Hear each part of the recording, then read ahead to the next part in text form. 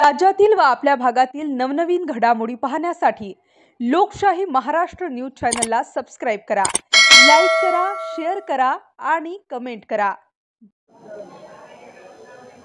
आगामी गणेशोत्सवाच्या अनुषंगाने आज सांगोला तालुक्यामध्ये शांतता कमिटीची बैठक घेण्यात आली। या बैठकीला सर्व मंडळाचे पदाधिकारी, गावातील प्रतिष्ठित नागरिक, सर्व शासकीय अधिकारी आणि अंमलदार हे उपस्थित होते।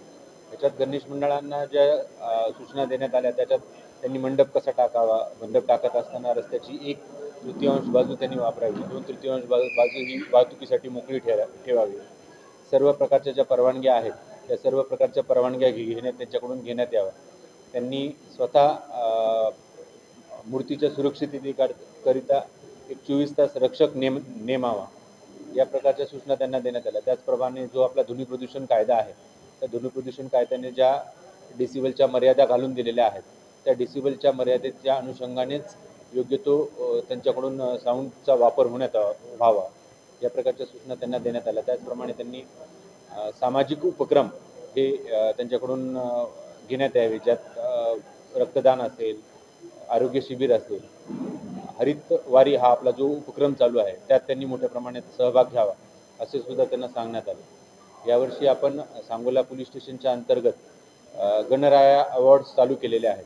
आपल्याकडे जे 7 चौकी आणि बीट आहेत त्या सर्व बीटमधून आपण 3 पुरस्कार देणार आहोत। त्याचप्रमाणे सांगोला शहरातून सुद्धा आपण प्रथम, द्वितीय आणि तृतीय असे पुरस्कार देणार आहोत।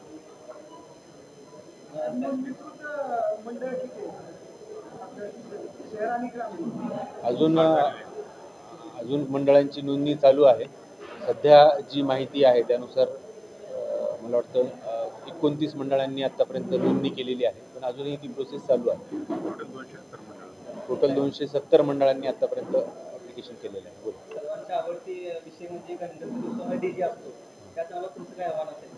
मी सर्वांना आपल्या मार्फत एक आवाहन करू इच्छितो की डीजेचे दुष्परिणाम हे खूप मोठ्या प्रमाणावर समाजात दिसून येतात। त्यामुळे अशा प्रकारची जी साऊंड सिस्टीम लावली जाते आणि ज्या भिंतीच्या भिंती तयार केल्या जातात तर ह्या कृपया आपण तयार करू नये।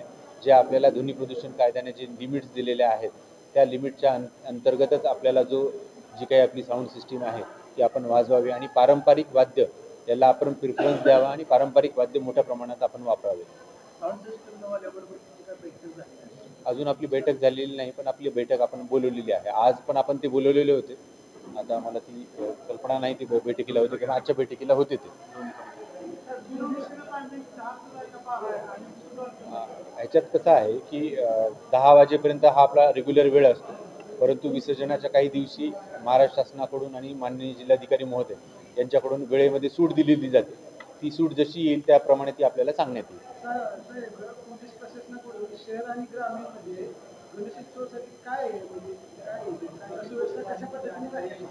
हे बघा, आपल्याकडे जे मागील गुन्हे दाखल आहेत ते गुन्हे दाखल असणाऱ्या सर्व आरोपींवर आपण कडक प्रतिबंधात्मक कारवाई करतो। त्याचप्रमाणे आपण 2 पेक्षा जास्त गुन्हे दाखल असलेल्या आरोपींची एक यादी तयार केलेली आहे। त्या सर्व आरोपींवर आपण प्रतिबंधात्मक कारवाई करणार आहे। त्यांच्यावर आपण BNSSचा जो नवीन कायदा आहे त्याप्रमाणे 126, 129 ची कारवाई करणार आहे।